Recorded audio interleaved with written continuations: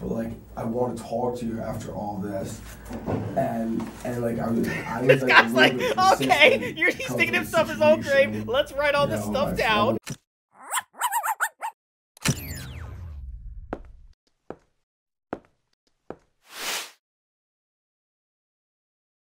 Hey guys, my name's Dan, and today's reaction comes from JCS Criminal Psychology. This is Yeardley's ex-boyfriend. Now, it's been a long time since they've uploaded anything. I think a little more than a year at this point. So we'll see if you guys are still as into this now as you were then.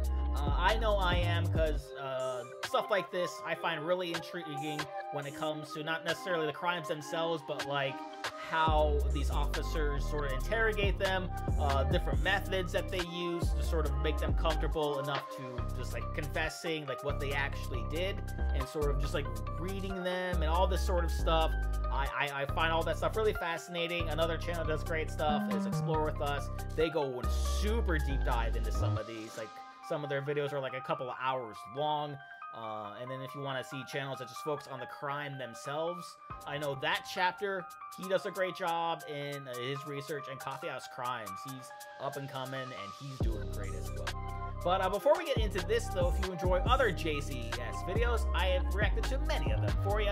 And if you want to see future reactions that I do, you can go right below this video, click the like button, the subscribe button, and notification bell, because not only let you see past, present, and future reactions that I do, but also helps me with the algorithm, helps get more eyes on my channel. Speaking of getting eyes on channels, go on over and support JCS if you haven't already. I'll leave a link to that channel along with many other things down in the description. And without any further ado, let's go.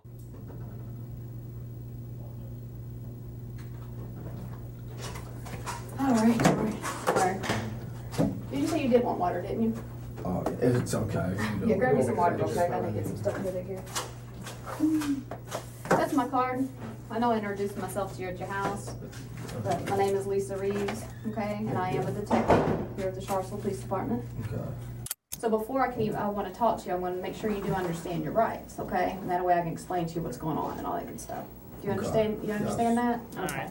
Today's date is May the 3rd, 2010. The current time is... Alright, your first name is George? Yes. G-E-O-R. Alright, nothing juicy for a little while, it seems.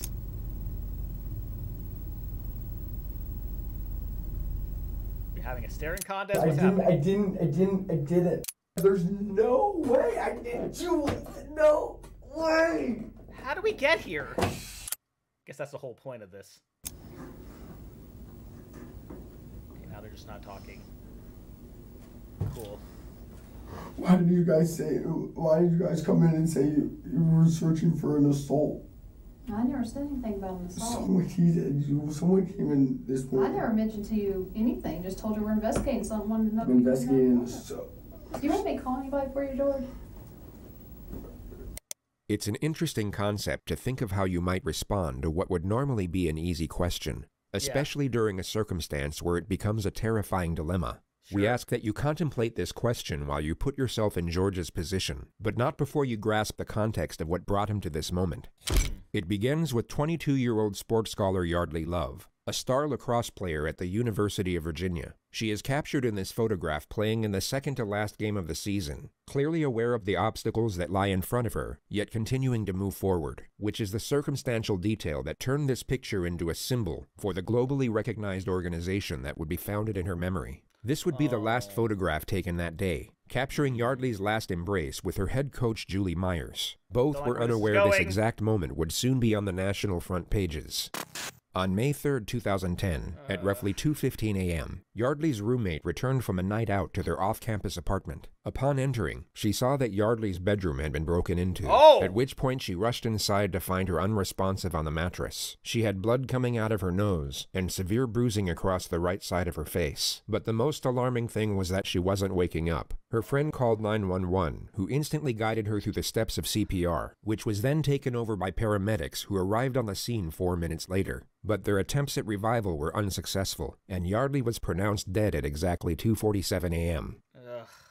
Awful. At 2:53 that same morning, criminal investigator Lisa Reeves woke up to a phone call from the sheriff's office. By 2:59, she had arrived at Yeardley's apartment leading the investigation, and by 3:50, confirmed that she had her first person of interest, which was 22-year-old George Yeardley V, Yeardley's ex-boyfriend, and the next several hours were spent gathering information before she knocked at his front door. She found out that George was a fifth-generation heir to a very wealthy American family, whose roots lay in lumber dating back to the 1900s. He was educated at Landon Prep, a prestigious all-boys private school in Bethesda, Maryland, with annual tuition fees of up to $50,000. George was the star player of the lacrosse team and became an All-American athlete. This led to a full scholarship at the University of Virginia, where he remained a key player in the starting lineup, and where he would also meet, then spark a romance with fellow lacrosse player Yeardley Love. They dated for almost 2 years. Yeardley and Love's relationship was an on-again, off-again one, where they cheated on each other throughout and that tempers flared both ways. What was going on with these two young people? What may have led someone to do what happened? These are just a completely unbelievable set of facts. Everybody watched the relationship. People were really troubled by it. They were scared for her. Nobody knew what to do.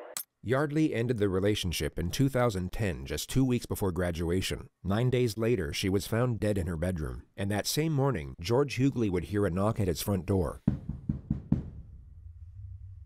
He opened to Detective Lisa Reeves, who was dressed in civilian clothing. She introduced herself as a police officer, but mentioned nothing of the crime. She simply stated that she was conducting an investigation that could benefit from his presence at the sheriff's office. George's response was to lethargically put on his flip-flops, then walk over to the passenger side door of her unmarked police car and let himself in. Somewhat bewildered, Lisa got in and drove them to the police station a few minutes away without talking. It was around then when she noticed bruising on his knuckles and cuts on his forearm, at which point George was no longer a person of interest. He was the prime suspect. Yep.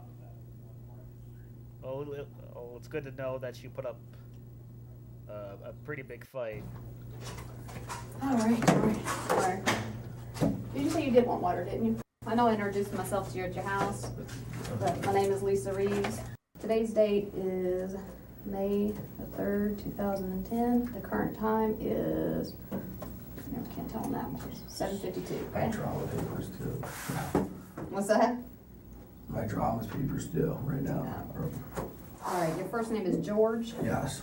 Right away, you'll come to notice that George is oblivious to the gravity of his situation, and it would be very safe to assume that he at this moment is unaware that Yeardley has died. He seems to believe that he's in as much trouble as he would be sitting in a principal's office, perhaps for getting in a fight at class or on the lacrosse field, and the sooner he provides a sanitized version of the truth, the sooner he'll get to go home. This, of course, ties in perfectly with the interrogator's opening strategy, which we've labeled warmth for the sake of this video. She will downplay the severity of his situation to a considerable degree, while maintaining a friendly temperament with a sympathetic undertone. She needs the suspect to feel safe and secure for the time being, as the less cautious he is, the more information he's likely to give away. Then as soon as he locks himself into one particular storyline, the pressure can commence, which often leads to a suspect being laden with panic and contradictions. Before we ask you any questions, you must understand your rights. You have the right to remain silent. Anything you say can be used against you in court. You have the right to talk to a lawyer before questioning and have one present during questioning. If you cannot afford a lawyer, one will be provided for you. And if you're willing to talk to us now, you have the right to stop talking any time. George has two options here. Option one is to remain silent, then allow his father to get him the most expensive attorneys in the country. He would then have years to examine the evidence, evaluate the many options available, and then construct the most self-preserving storyline with world-renowned experts in criminal defense before they present it to a jury. Unfortunately for George, he takes option two. But before he does, rewatch the flawlessly reassuring manner in which he's given the final piece of the Miranda warning. And if you're willing to talk to us now, you have the right to stop talking any time. Got it? That sounds pretty reassuring. Just need your signature there. The that tone you understand your rights very calming. and are willing to talk to us. And the time now is 7:53. Seems very casual at this point. All right. Very at ease. Let's kind of start. I'm going to kind of ask you some questions, and like I said, we'll explain things a little bit later. Tell me about your day yesterday. Played golf with our parents. It was a father-son. Good event. I went to dinner with my dad and my two buddies, and then went home, went to the bar for like a little while. then I went over to talk to Yeardley, and... Who's Yeardley? Yeardley is my former girlfriend. Okay. Which this whole thing's about, which I understand, but... George has now initiated the investigative subject matter himself. It's the perfect opening scenario for the interrogator because she's given nothing away, making it more likely for him to reveal details that will contradict the evidence. When I went over to talk to Yeardley, I was like, Yeardley, and she was like, already totally freaked out because of what she did this past, a few days ago, and we haven't talked since, and I was just going to go talk to her. Mm-hmm. Yeardley slept with another lacrosse player from North Carolina the week before, which is what he just referred to. And she was already freaking out. You can't come in, you can't come in. And I was like, I'm just trying to talk to you. The investigation team obviously had no way of knowing this, and George has now confessed to the crime of second-degree trespass. More importantly, however, he's just confessed to initiating the supposed confrontation. He now can't say that he was somehow tricked or misled into that situation. He knowingly stepped into it, and the critical fact he can actually recognize and remember this will be used against him repeatedly in the future. Sometimes the best thing to do is just let them talk. You don't really say anything, don't say why you're there, just let them talk, and they'll reveal a lot more than you think you're gonna hear. And she started being getting all really defensive. She was already on the defensive edge, and I was like, listen, I'm not here to I'm just here to talk to you. And she got all sat up. Her bed's against the wall. If it was in this corner, she was up against the wall, and I was we were sitting there talking, and she started being getting all aggressive after this, and so I was all right, chill out, and shook her a little bit. So just to recount what George said over the last 47 seconds, Very Yeardley was really? defensive. While being in a defensive state, she backed up against the wall. She then became aggressive. George's response to this supposed aggression was to initiate physical contact. And she started being freaking out, and I was like, listen, I'm not You need to shut up, dude. Oh my god. About everything that's ensued in the past week. And she was being no, hitting her head, stop, she was in the corner, I was sitting on the bed, I was like, stop, I was Yeardley, what the hell, we were just gonna talk. So let's go back half a minute and dissect what actually just happened there. And so I was all right, chill out, and shook her a little bit. He will now say the words, and she started being then simultaneously mimic a body colliding with the wall. He will then stop himself mid-thought and subtly modify the detail. And she started being freaking out, and I was like, listen. And she started being freaking out. Yeah, I see it. He goes from illustrating Yeardley hitting the wall to, as he states, freaking out. And he seems to realize mid-sentence this isn't the best way to explain her injuries, so he changes the detail to buy himself time. And she started being freaking out, and I was like, listen, I'm not here to do anything, I'm here to talk to you. He carefully shifts the topic from Yeardley to himself, and keeps it there for 8 seconds before attempting to re-explain what occurred in a more self-preserving manner. And she was being no, hitting her head, No jury on the planet will believe that Yeardley was voluntarily slamming her head against the wall with enough force to cause fatal brain damage. All George has done here is give away the fact that he knows Yeardley has sustained some type of head injury, and now lied on record about how it was inflicted. I was Yeardley, what the hell, we were just gonna talk, and it was not at all a good conversation, because that's she was already freaking out with just even seeing me there. You should probably walk away if that's the case. Okay. What happened next?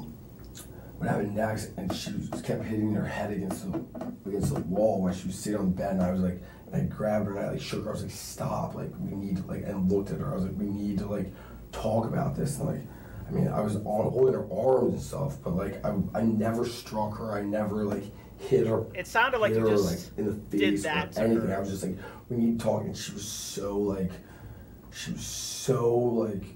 oh, I mean, what's the word? Like, you know, like. Yeah, and the scratches kind of sound like they were coming from because, you know, he's already demonstrating like he's kind of slamming her head against the wall, and in that moment she's trying to claw him off of her, and that's how she's trying to defend herself. So that's probably where that's coming from. A fish out of the water, like I mean, so like all this, and I was like, listen, like I'm not here to like fight with you or like do anything, like here to talk to you, and like. And she's like, no, like, get away from me. You have to leave, you have to leave, you have to leave, you have to leave, you have to leave, like, all this stuff. And I was like, all right, like, fine, like, but, like, I want to talk to you after all this. And like, I was this like, guy's like, okay, he's thinking himself his own grave. Let's write all this stuff down. My girlfriend who, like, something happened last week, you know, and I was like, all right, like, well, so we were, like, talking over there, and I mean, somehow we ended up, somehow I was resting her on the floor, and I was just like, stop. I just like, and I was black holding out? her. I was holding her. I was a little bit persistent. I was wrestling her on the floor. All further evidence that designates George as the aggressor. He's completely shut down his ability to argue any sort of self-defense claim. And then the conversation, I could tell, was just like, it was not going anywhere, and nothing was happening. His own grave here. And she like went back to bed, and I left, and I went back home.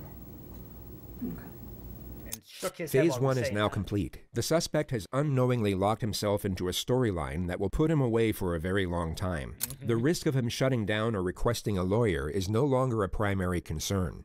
So the interrogator will now increase the pressure. She will confront him on certain elements that she pretended to overlook before. Yeah, because there's no reason to think that he's going to try to get it returning, because he's already proved that he's just willing just to talk and talk and talk and talk and talk, and he's just not going to stop talking. So if you apply the pressure now, that'll be easier for him to break because he's already talking. The ideal scenario is to cause just enough panic so that he backpedals on previous statements and contradicts himself. Yeah. All right, so you go over there, knock on the door. Her front door was open. Her room door was closed. I knocked like Yeardley, like she heard me open the door and went in. All right, went in where? To her room. All right, straight to her bedroom? Straight to her bedroom, yeah. I mean, how'd you get through the door? Her door or the front door? Her door. Actually, it might have been locked. It was. Uh-oh. Yeah, Whoops. yeah. Yeah. Actually, yeah. Just be honest with me. Yeah, no, yeah, it was locked, yeah. Because I think I put a hole. Yeah, you punched a hole. Sure did, didn't you? Pretty sure, actually, now. Yeah, that you said that, yeah. All right. Why'd you do that? That's scary. Well, I guess, yeah, when I... No wonder why she was freaking out, why she was scared, because you put a hole in her door, dude! Very, like, you know, like, or like, no, I'm not, like, I don't want to talk to you, like, all this stuff. And she was very, like, you know, very on edge, like... I wonder why. I don't want to talk, like, I don't want to talk, like, you know. Okay. I was like, listen, like, what you pulled last week was outrageous. Like, I just want to talk to you. Why'd you punch the door, though? A very unusual time to interrupt a suspect in such a contentious manner. He was giving away self-incriminating information that could be used to establish a motive. He was doing exactly what the lead investigator wanted. But Detective Ed has now stopped him in his tracks. Yeah, and you can sort of see a look on her face like, I was trying to work on something here, man! It's a reckless maneuver at this point in the interrogation, which Detective Reeves is no doubt conveying at this moment through nonverbal communication. She now has to let the suspect respond as to not undermine their position.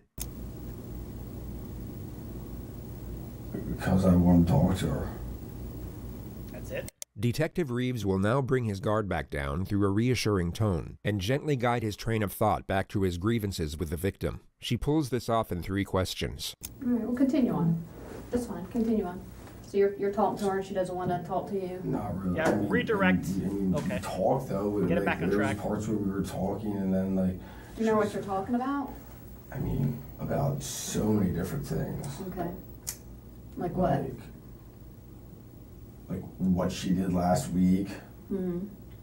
like went to like Carolina. She went to Carolina and hooked up with someone Sunday when we were still trying to figure out things. And I was over there like to talk, like I was like, this is outrageous, because I was trying to make everything better, and then like, you know, she was very defensive because she knew like how upset I was, because I've told her like through emails like how upset I was like about what she did. And so I was like, and I sat on the edge of her bed, I was like, listen, like, I want to talk to you, like what you did was bullshit, like that's not like okay. And I was just like, and she's like not like you know, she's like you know, sort of pushing everything that she did to the back burner, and like talking about like you know, like trying to like put everything that she did like wasn't important. It kept going to the point where she, like, I was like, listen, like, we have to figure like out what's going on. And she was like, I'm not talking to you. And then she like pushed me, like, get out of here, like go. And I was like, no. And like I was like, be like, we have to talk, like, so like get like. When you're doing that, what are you holding on her? On her arms. On her arms, like maybe up here. Like shoulders, yeah. Shoulders. Like so like, just shaking like, up here. Come on, like, you know, and that's when she was like wiggle and like get away and like, you know, like hide. Sounds like you're doing this really, and you know. Aggressive, like defensively almost. I wonder why she was being defensive. And then she ended. I think she was back in bed, and I left. I was like, this is not going anywhere. How did she get back in bed? We were like wrestling, and we stood up, and I tossed her, I pushed her onto the bed. I was like, go to bed, like, I'll talk to you later. Did you touch her neck area at all? Did you choke her at one point? I may have grabbed her a little bit by the neck when we were like. May have. But I never like remember something like that. Strangled her. Okay. But I mean, during the whole like commotion, you know, like I might have grabbed her neck, but I never was like strangling her. Okay. More detail that was unknown to the investigation. The fact that he grabbed her neck can now be used as evidence. It paints a more frightening picture of the incident with relation to the suspect's aggression toward the victim. This was an extremely damaging revelation for George's defense. The discussion moves to the moment he left, and George admits that he took Yeardley's laptop. Why'd you grab her laptop? Because I was so pissed that she wouldn't talk to me. I was like, so you stole I don't know. I like took it almost as like collateral, I guess. I don't know. It's not reasonable logic. No, but it's not. Right. Okay. I don't know. Did you take anything else besides your laptop? No. Nothing? No. Okay. I mean. All right. So when you left out of there, I mean, you saw that she was bleeding on her nose. She's now about to ask a question with the same implication for a second time. Notice what occurred the first time. Did you go back and check on her at any point? No, I did not. Okay. Did you try to call rescue or anything to make sure she's all right? No, I did not. No. Why? The face of bewilderment, if there ever was one. It's very strange that he's so taken aback by such a question, especially when you take into account the possible outcome if he had actually called for help. One medical expert revealed in the courtroom for the very first time that following Yeardley Love's brutal beating, had George Hughley or anyone else called for help, she might have survived. Oh! I didn't think it was like, I didn't think that she was like in need of like going to the emergency room. She just got, I mean, What do you think that? I don't know. I mean, Did you say when you were, and correct me if I'm wrong, when you were shaking her, her head was hitting the wall? Well, that was in the beginning. That was initially when I walked in. Like she was like up in the corner, like saying, "Get out of here!" Like, you know, like this. Mm-hmm. Like, at any time when you were shaking her, did her head bang the wall? Put yourself in George's position and imagine Yeardley had in fact self-inflicted her injuries. You would perhaps say something along the lines of, absolutely not. I wasn't hitting her against the wall, but like when she's like sitting there in the corner of like, if it were like this, and I'm like, Yeardley, like, you know, and I was like what the fuck was that about? Like, that's such bullshit that you, like, do that. Like, that's such a, like, bullshit move. Like, what like, you know, like, ever, like, he never, like, what are you, like, doing? Like that, like. Okay. She has a pretty good knot on her head. That's why I'm asking how you can explain how that would have happened. I mean. Yes, please do. I don't even know when that, a knot? Mm-hmm. I mean. Like on the side of her head, she's been hit pretty good right there. So I'm just trying to figure out, did you hit her with something? No. It sounded like slammed her head against the wall like this way. Struck her or anything. Like with my wall being here. I said never struck her. Okay. So I'm gonna go through this one more time, make sure we're on the same page. So you're pretty pissed at her from a week ago for sending you text messages. Do you have those text messages where she says she, as you put it, fucked somebody? I actually might have those, yeah. All right, you got your phone with you? Yeah. Let's pull it out and scroll through it. Let's see if we can see those. The next moment is fascinating because it symbolizes how drastically George's life is about to change. The interrogator will invade his personal space to make sure he's not deleting anything from his phone. Soon after that, she will take the phone out of his hand and place it on the table. Actions that would be completely unacceptable in almost any other circumstance. Sure. Just watching everything that he's doing, making sure not doing anything funny. We didn't say. They were like, I guess what you call like an ongoing conversation, an ongoing like instant message, and it's gone. Okay. I'll use that one. They don't leave that right in front of her. All right. Let's talk about how there it is. You entered, yeah. Yeah, I mean. Because to have put your fist through the door. No, it's actually my leg. I'm pretty sure. Your leg? Because that's why my leg's like this. Oh, you kicked the door down? Where's your leg? Yeah. Wasn't that like high up on the door? This is all from across. This is all. That's pretty fresh right there. Looks. This is all from my lacrosse game on Saturday. On Saturday. I wear my arm. You can see where my arm pads are. Mm-hmm. Right here, and my gloves right here, and that's. Even right there, I thought you wore those padded gloves. This is lacrosse. This is all the difference. This is all from lacrosse. Okay. And that's, I got whacked here. I remember 100% got whacked during the game when I was trying to end. Listen, I'm not saying that like none of this stuff doesn't happen on lacrosse because I'm sure it does. But like considering how fresh they are, it seems pretty far-fetched, and that's where it's from. Kill the clock. Mm-hmm. When you had her and you're shaking her, did she scratch you anywhere? No. No. Yep. No. She's a little girl. She's tiny. Yeah, she did not. No, she didn't. She didn't scratch try me. to hit you or anything like that? No. Okay. So you kick in the door. Yeah, that's how I entered. Yeah.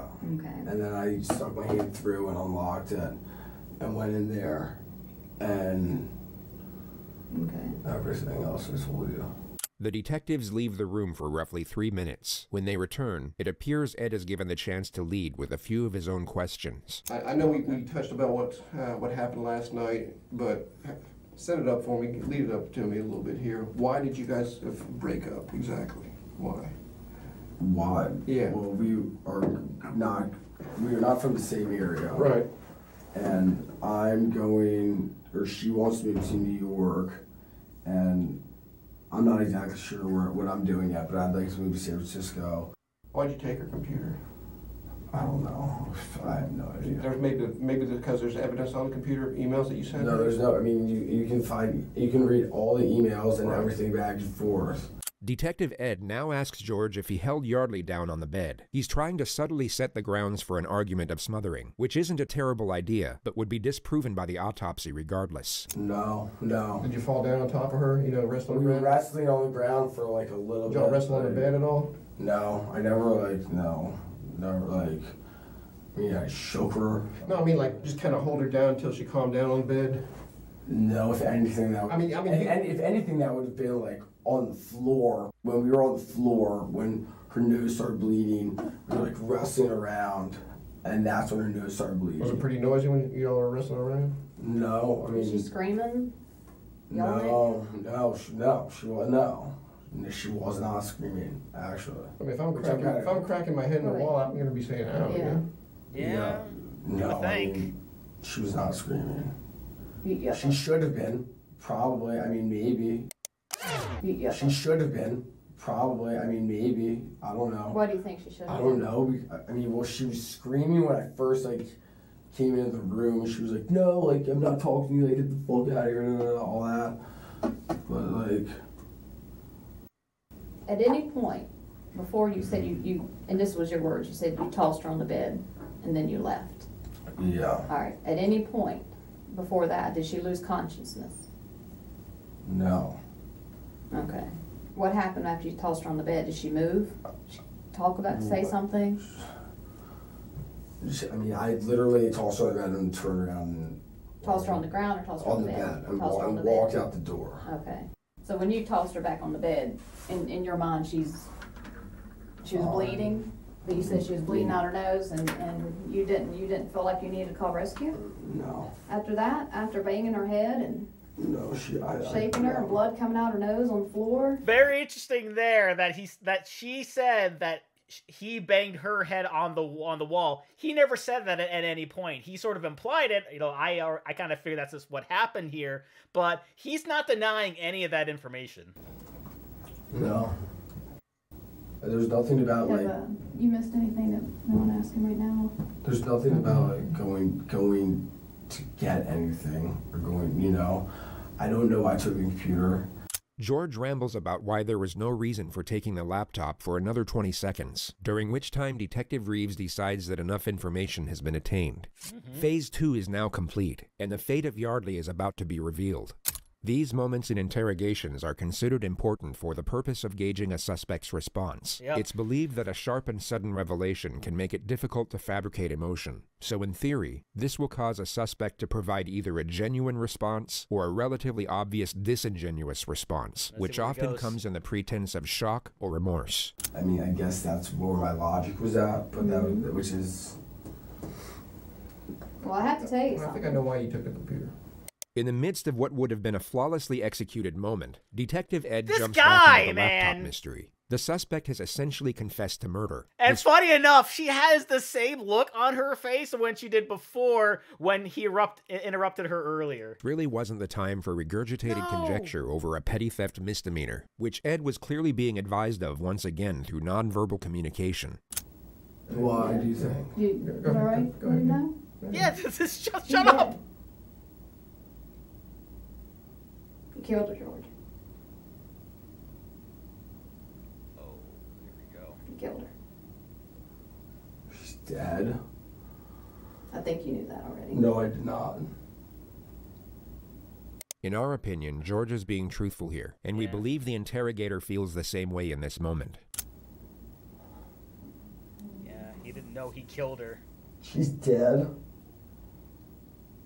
How the fuck is she dead? Because you killed her, George. How the fuck is she dead? Because you killed her. George appears to be going through a delayed response. It's so foreign a revelation that it's yet to sink in. Once the shock settles, he refuses to accept it, and this denial appears to be a momentary coping mechanism before the reality of the situation truly hits him, which will happen at this time in the footage. We'll keep an eye on that. Oh my god. She's dead? Yes. She's dead? Yeah. Yes. She's dead? Yep. She's dead. How? How? I already told you how. You already told us how as well. How is she dead? You just told us. Oh my god.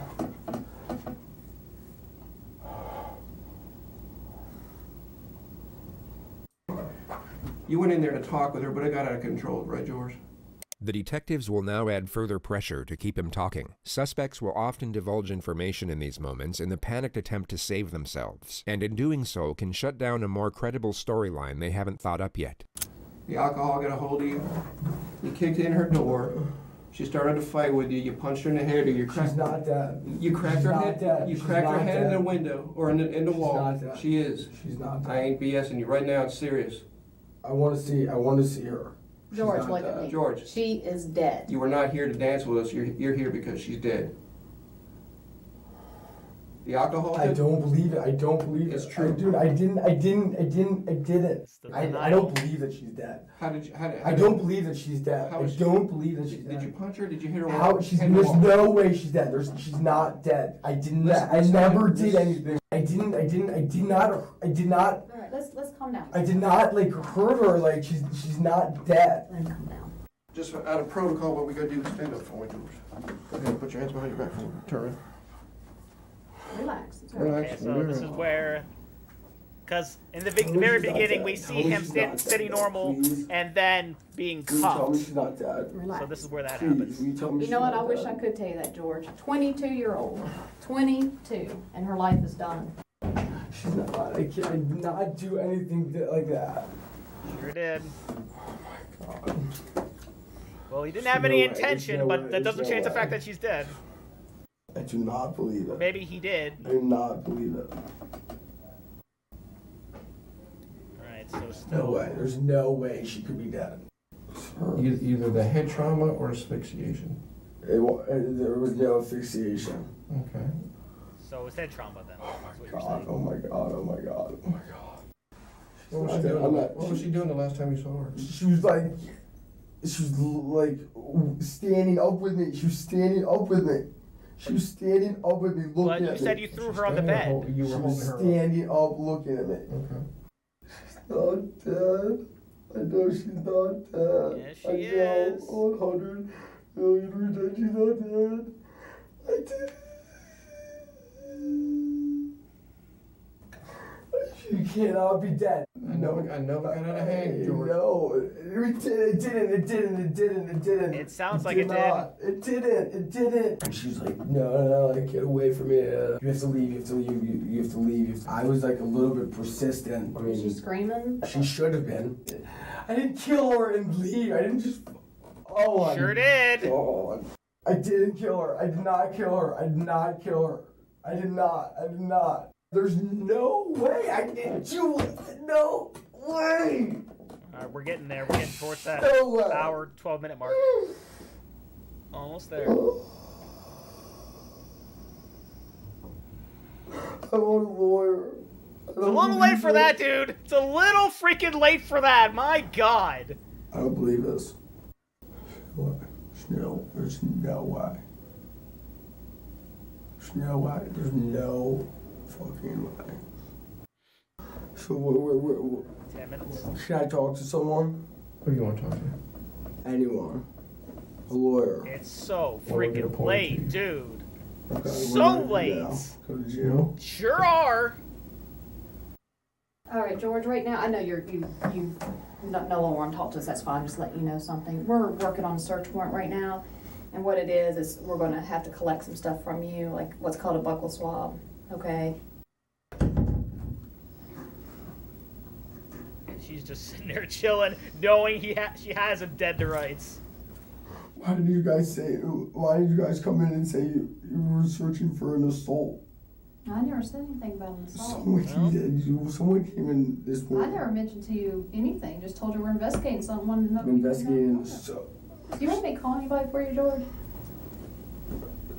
At the start of this video, you were asked to think of what you would do in this situation. Really try and imagine what would be going through your mind in this moment, as you might just gain a restorative outlook from both knowing the answer while not having to answer this particular question. But there is, of course, no possible way you will gain anything close to the newfound perspective George has acquired in this moment, which unfortunately for him is no longer of use.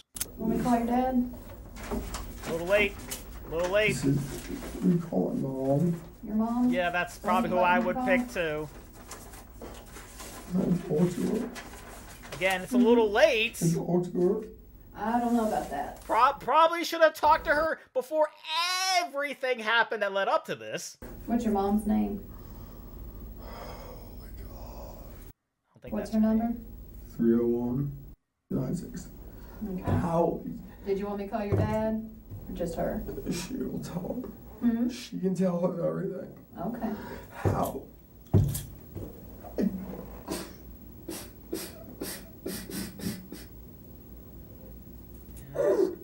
Feeling some remorse at least.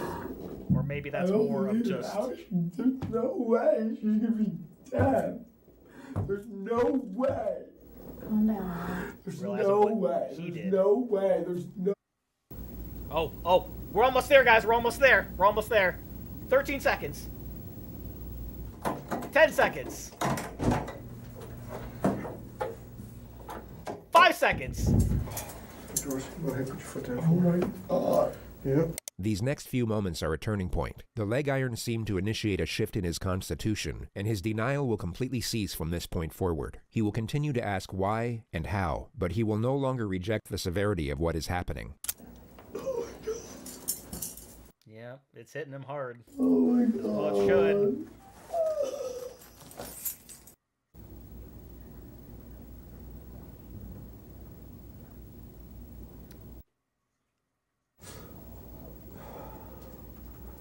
He's not crying anymore, but he is breathing heavy. Heck of a day, bud. Sure is. Fellas, how are you this morning?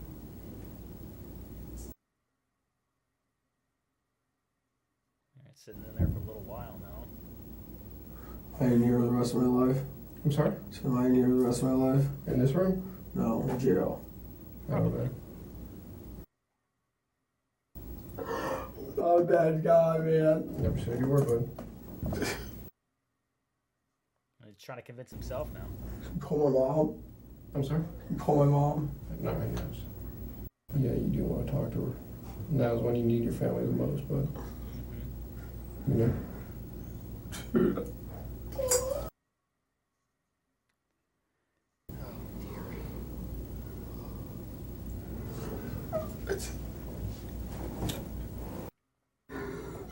Dude. Yeah, you did. Sure did. There it is! There it is!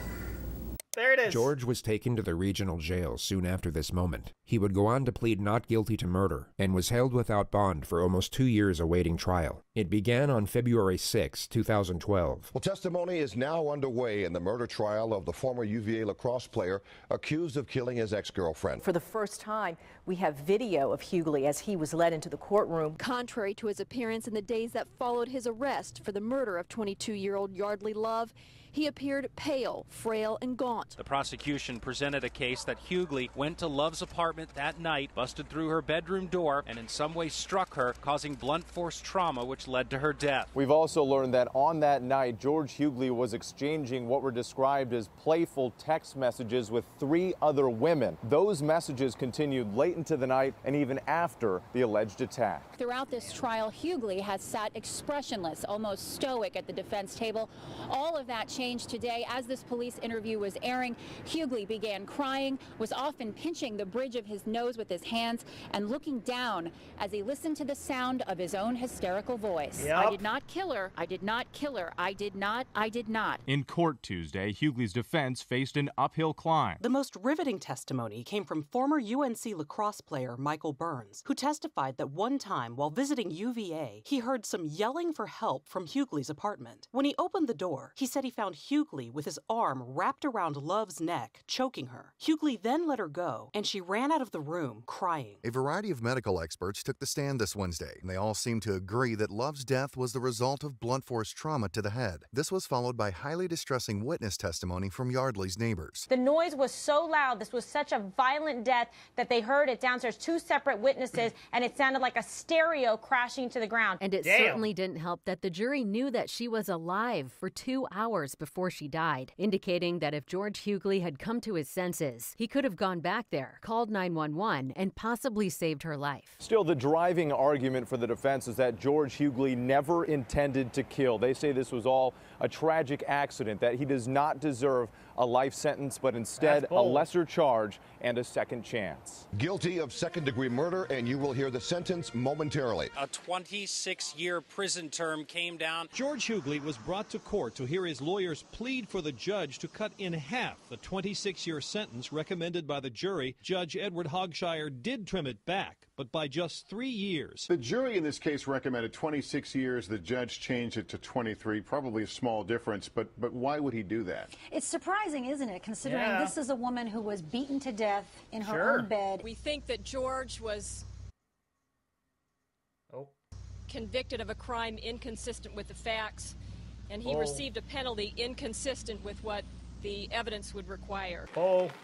There are no winners in this case. With credit for the time that George Hughley has already served in jail, and if he gets time off for good behavior, he could be out in 18 years. Ew. And the family for Yeardley Love has put out this statement saying, "We find no joy in other sorrow. We are relieved to put this chapter behind us." As for George, he was incarcerated at the maximum security Augusta Correctional Center for 10 years, and has since been transferred to a prison work camp in Richmond, where he's expected to serve out the rest of his sentence. The present consensus in the media is that George had no intention of killing Yeardley, but that his 23-year sentence is still appropriate, if not lenient, and that him being drunk to any degree at the time of the murder is not an excuse, nor does it lessen the culpability of his actions to any extent. He'll be released at the age of 45, meaning he will have the second chance at life Yeardley was never afforded. You can decide for yourself whether he deserves it or not. No, I do not. Not in the slightest. A comforting prospect to this tragedy is the nonprofit organization that arose from it. The One Love Foundation carries extremely important messages, both on social psychology and preventative education. Their website will be linked in the description of this video.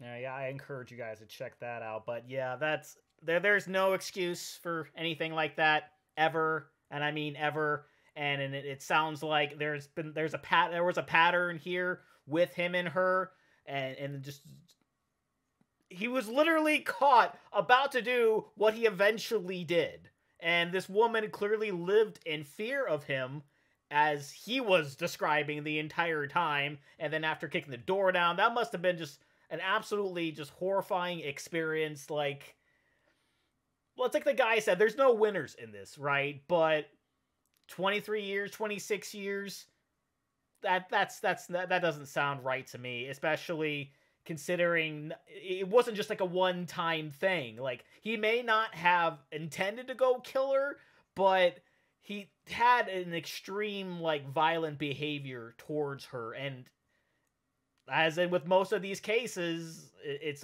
eventually going to happen. It's all really a matter of when, and if you don't do anything to prevent it, it does. So whether or not he intended to do it, in my opinion, is kind of irrelevant. But that's going to do it for me here. Before I go, though, I want to give a huge shout out to all of my $5 and up supporters on Patreon. Luchador, Cruising, Warrior 310, Multi-Disturb 666, Jordan Burr, Lauren Davenport, Caster Kronich, Amber K, Raymond Bright, Joshi, Roadrunner 1967, Chris Curtis, Jeremiah McCarroll, Jose Acevedo, and Lovero. If you too like to have your name read in each and every one of my videos, plus many other fun goodies, maybe have me react to another true crime video or two, or checking out daily anime reactions, please head on over to patreon.com/DDNReactor. Link will be right there, and in the description with many different tiers for you to choose from. If you'd like to have an easier way to get in contact with me, talk a little bit about this video, maybe talk a little bit about JCS, please head on over and join the channel Discord, reach out to others about other reactions that I've done, find out just a little bit more about me or about this week's reaction schedule. And with that being said, comment down below, let me know what did you think about what he ended up getting. Please leave a like if you enjoyed. Also, want to see past reactions I've done to other JCS videos. Got a nice playlist right over there for you. Share this video, subscribe if you subscribed already. Ring notification bell because I put new videos every single day. And I will see you guys next time.